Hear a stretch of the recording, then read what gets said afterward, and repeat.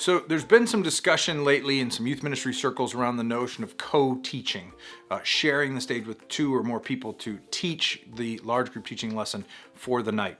And I know that there are people who feel like, you know what, it's really better if one person's communicating, and there are people who feel like, hey, let as many people up there as possible.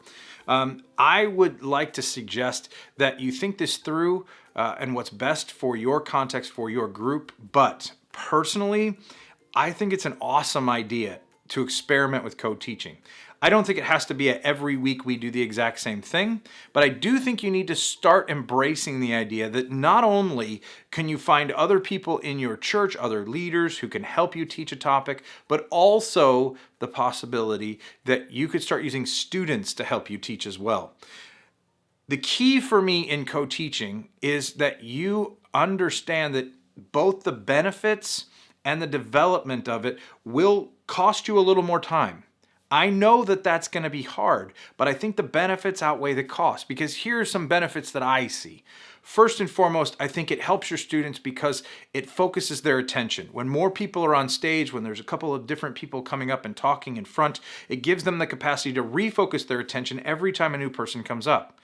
It also gives variety, a variety of voices to what you're trying to teach. So when you use in co-teaching, so I'll give you a practical example. Use students who can tell stories that apply to what you're trying to teach. So if you're teaching a lesson about making wise choices, and you hear a student tell a story in small group or some other place about a wise choice they made, maybe just have them stand up and tell the same story to the group. I also recommend heavily that there are moments when you're going to get into a topic that maybe you don't feel like, hey, I'm as strong in this topic. Think about the possibility of inviting other people in. At one point, I was teaching a discussion on drugs use and some of the really deep and dangerous things that happen when kids engage with drugs. But I never took drugs. So how was I going to talk about this topic? Now, I can talk about biblical principles, and I can talk about some of the statistics and some of the things I read, but I couldn't bring a story to it. I didn't know how to personalize it. Well, I found a guy in our church who had been a drug user, heavy drug user, had really dramatically impacted his life. And then he met Jesus. And for over several years, God had brought him to a point of restoration and redemption. It was a beautiful story, and I could never tell it. So I invited him just to come in and tell his story.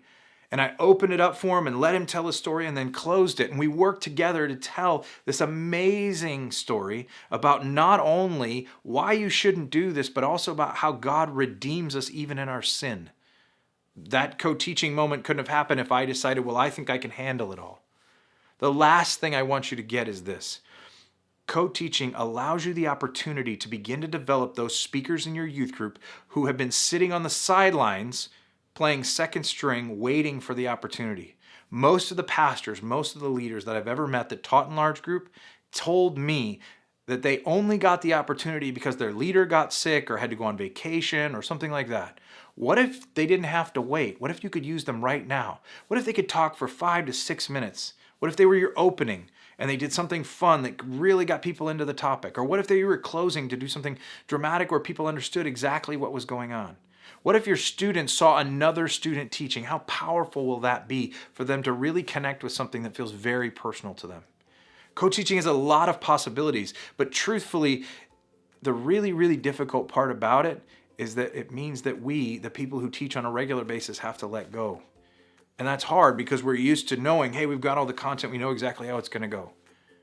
But at the end of the day, I want you to know this, that as you let go, as you allow God to use other people, develop other voices, you will begin to see not only the benefits to your group, but the benefits to you as a teacher. You'll see new insights and new ways of doing things. You'll see somebody try something or say something you thought, I never saw that before.